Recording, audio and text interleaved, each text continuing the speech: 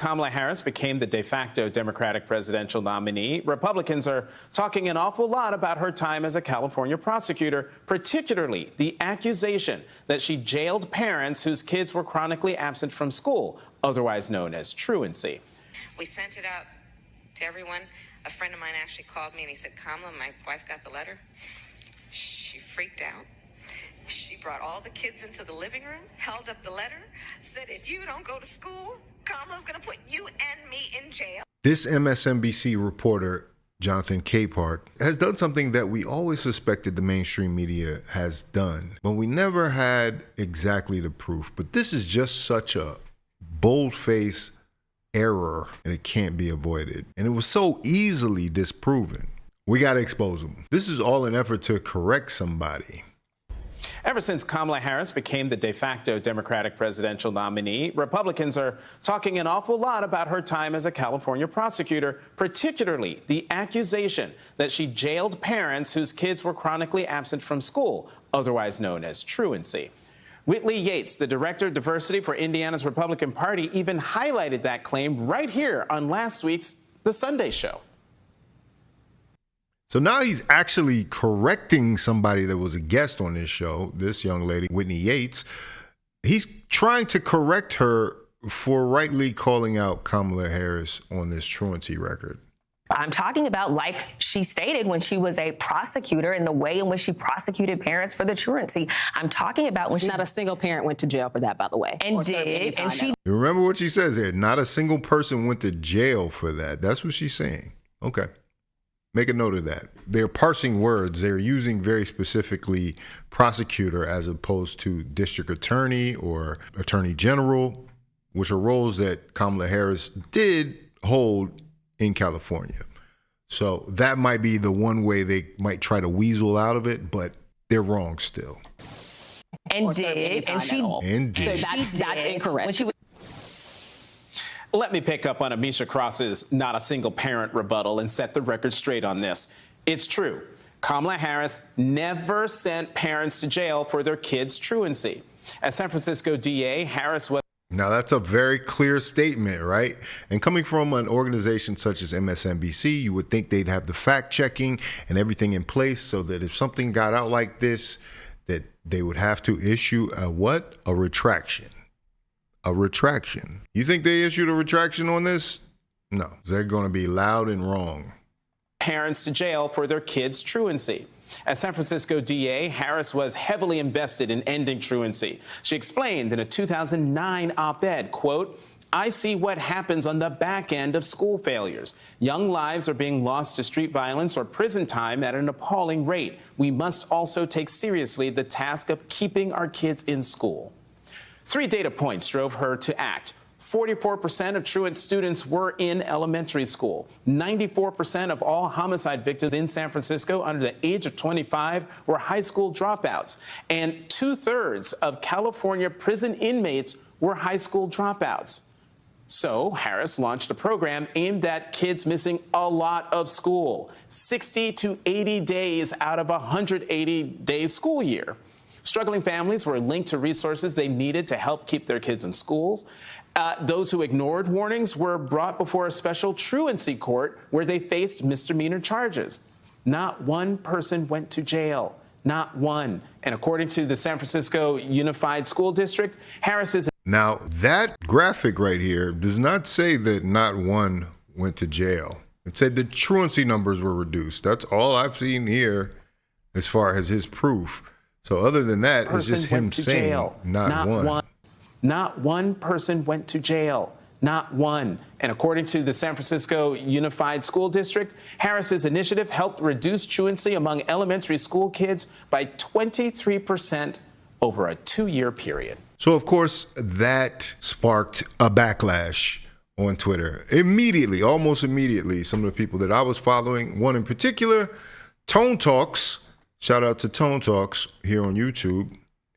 He actually puts up a clip of him interviewing a woman that went to jail under Kamala Harris's truancy laws. That simple. This is from Huffington Post, the human cost of Kamala Harris's war on truancy. A progressive prosecutor wanted to transform how California responded to students missing school. Parents like Cherie Peoples wound up paying the price. This is done in 2019. Jonathan Capehart couldn't find an article from 2019 that actually has the woman that was jailed. Peoples had been arrested for her daughter's spotty school attendance record under a truancy law that then California Attorney General Kamala Harris had personally championed in the state legislature. The law enacted in January 2011 made it criminal misdemeanor for parents to allow kids in kindergarten through 8th grade to miss more than 10% of school days without a valid excuse. Peoples' 11-year-old daughter, Shayla, had missed 20 days so far that school year. So you might say, oh, well, her kid missed that much school, so maybe there is a problem. Maybe she does need to be arrested. That's actually Cherie being taken away in handcuffs because her daughter missed 20 days of school. But that just isn't it. The fact of the matter is there's always more to the story, right? Cherie Peoples' daughter, under the law, a parent or guardian of a young truant child could face a fine of $2,500 or more or 1 year in jail. Harris pushed hard for the law as she was running for attorney general, and it passed just as she won the election. We're putting parents on notice, quote from Harris, said at the inauguration in 2011, if you fail in your responsibility to your kids, we are going to work to make sure you face the full force and consequences of the law. Orange County heeded her call with particular enthusiasm. On the morning Peoples was arrested, police arrested 5 other parents, one including several in front of waiting news crews, as part of what one assistant district attorney painted as an effort to prevent children from being criminals or joining a gang by, I guess, making their parents criminals, putting them in jail, not knowing the situation that's going on in the home. And then somebody like Jonathan Capehart just comes on here and lies about it. Ever since Kamala Harris became the de facto Democratic presidential nominee, Republicans are talking an awful lot about her time as a California prosecutor, particularly the accusation that she jailed parents whose kids were chronically absent from school. Otherwise, so as you can see, this is a false statement. To my knowledge, there's been no retraction, no anything. Oh, but let me go deeper into Cherie's story. Cherie Peoples was taking care of her daughter, who lived with sickle cell anemia, a serious genetic illness that causes her acute pain and requires frequent hospitalization and medical procedures since birth. Shayla frequently missed school because she was in too much pain to leave the house or was hospitalized for long-term care. Her school was aware of those circumstances. It had records on file from the Regional Children's Hospital explaining Shayla's condition, that it would necessitate unpredictable absences and special educational accommodations. Peoples and the school had worked together to set up some of those accommodations, which are required under federal disability law, mind you. At the time of her arrest, though, Peoples claimed she was fighting with the school to get it to agree to additional accommodations under the Individualized Education Plan, IEP, which she said the school had rejected. So absolutely, Kamala is responsible for putting women like Cherie Peoples, locking them up, arresting them, and running on it. And if people like Jonathan Capehart and reporters that want to say, no, it wasn't like that because they like Kamala, because they want her to be president, like, you're just going to have to deal with the facts of her record. And the facts state that this is something that happened. Even if you look under your video post, which I seriously doubt that he did, you can see many people. Antonio Moore, this is nonsense. What is done here lacks journalistic integrity. She took it statewide as Attorney General. His video, The Truth Behind Kamala Harris, California Truancy Laws, Arrested Mother Cherie Peoples Speaks Her Truth 2024. So he just did a show interviewing the mother who was arrested here, Cherie Peoples. And they say the people online are just bots and trolls. No, it sounds like the people doing the trolling are at MSNBC. The people doing the trolling are at some of these mainstream news networks. This guy says it here. Jonathan, you are not telling the truth about VP Harris's record as AG of California and her championing of SB 1317 having resulted in increased arrests and convictions of Black American parents in California. And see, this is the thing. People in California already know who this lady is. They've experienced Kamala Harris firsthand. So since I got a little platform, I'm going to go ahead and use it because a lot of people seem to be misinformed. Kamala Harris is not the better option. Don't be fooled just because she is a woman and she is of color. She is not for the people. And me being from the Bay Area and being around when she was actually running the district attorney's office, let me help you understand what I mean by that. Oh, wait, let's not forget when she actually made it a crime and parents started getting charged with their children being truant. But when they ran the numbers, they realized that this mostly affected Pacific Islanders, Native Americans, African Americans, children with disabilities, and foster children. And then she later tried to say it was an unintended consequence when she realized that parents were actually getting arrested for this. It was up to a $2,000 fine, up to a maximum of a year in county jail, and people were losing their welfare benefits because their children were truant from school. Unintended consequence. And those were her exact words. Like, what do you mean? You're the one that put this in place. And then when you were confronted with it after people were outraged that parents were actually being arrested for this, now you want to back up and say, oh, it was an unintended consequence. Well, what the hell did you think it was going to be? A scare tactic? You know, we can research the misinformation and propaganda you and the network you work for spew.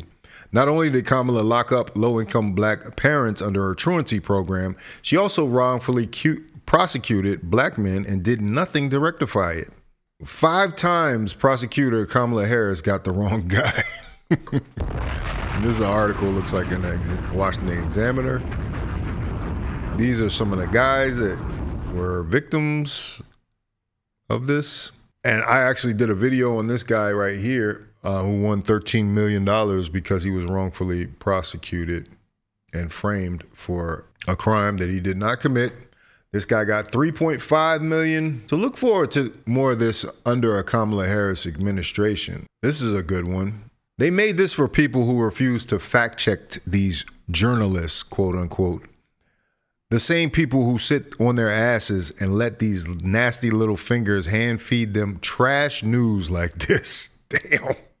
This is probably the angle they're going to take on it. It says Kamala Harris spins facts on truancy law. This was from 2019 when they were running for president. Senator Kamala Harris acknowledges that a 2010 state truancy law she sponsored resulted in some parents being jailed, but she misleadingly claims that jailing parents was an unintended consequence of the law. That's sick. That is so diabolical. In an interview on CNN's State of the Union, Harris said her initiative improved school attendance in San Francisco and not one parent was sent to jail. Host Jake Tapper then asked about the state law that she sponsored. Well, you push for a statewide law, right? A statewide truancy law. And the state and people were thrown to jail under that law. Kamala Harris said, not by me. Oh, man, this is terrible, man. But it's a million of these things that, you know, as much people want to say is like, oh, well, you're not talking about this. We're talking about your record. And these are things that came up during the presidential campaign that ultimately made her not a good candidate for president. And now we're in extenuating circumstances with Joe Biden dropping out of the campaign. And now she is being considered as his replacement without being elected. False choice. The false choice. It's a false choice. Oh, but that's Jonathan right there with Kamala. You think there might be a little bias onto why? You think he might have got a call saying, hey, why don't you put a good word in there for me and just lie about this stuff. Choice. It's a false choice. False choice. That seems to be Kamala Harris's favorite line, and people interpret it in vastly different ways, either to describe how she refuses to be put in a box or how she refuses to commit to any particular policy. It also tells you about her approach to criminal justice, between being tough on crime and being a reformer. And that's been the case since she began her career in public service. Said as DA, her policy was only to pursue a third strike if the crime was serious or violent. And yet she remained proud that the felony conviction rate rose during her tenure. When we're talking about serious and violent crime, lock them up. And isn't that what we notice about her? A lot of the things she says, she's talking out of both sides of her neck. She wants to be a reformer, but she wants to be tough on crime. Which one is it? San Francisco, in my office, we've increased the conviction rates for the DA's office to the highest they've been in just under 15 years. She's happy But her about that. attempt to brand smart on crime policy goes beyond those serious and violent crimes. According to Mercury News, she had more convictions on marijuana charges than her predecessor. But Oh, man. All that weed she was smoking listening to Tupac and Snoop Dogg, man. Meanwhile, she was locking everybody up for the exact same thing. This is crazy, man. Y'all are playing in our face right now. she rarely put them in jail, preferring to send them to programs like her Back on Track initiative. This is when there was a tough on crime mentality, and I created one of the first in the nation initiatives that was focused on re-entering former offenders by getting them jobs and training and counseling.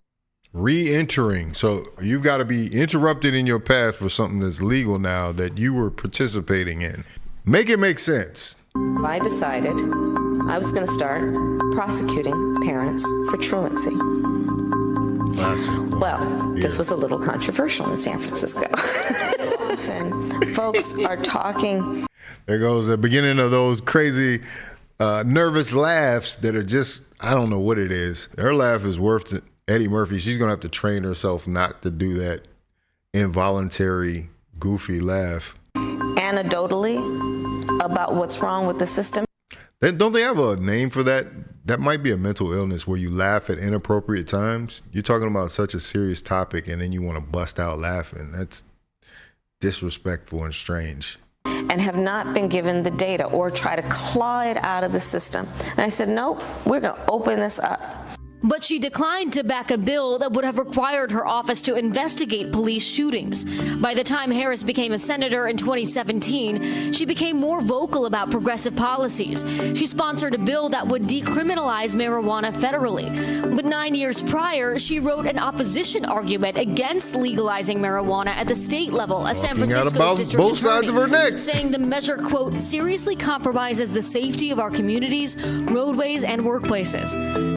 This is chameleon behavior, but let me know what you think about it in the comments, man. Were they not able to see the error of their ways? And why haven't they stepped back and come out publicly and said, we were wrong on this? Yeah, this one right here. Not you lying for Kamala and spewing her narrative on TV like it's the truth. I've seen the pics of Cherie Peoples being hauled off in cuffs. You disgust me. Anyway, let me know what you think about it in the comments. If you like this video, like, comment, subscribe, hit the bell notification for all uploads. If you want to watch more, please watch one of these videos down below. This is Faucette Media.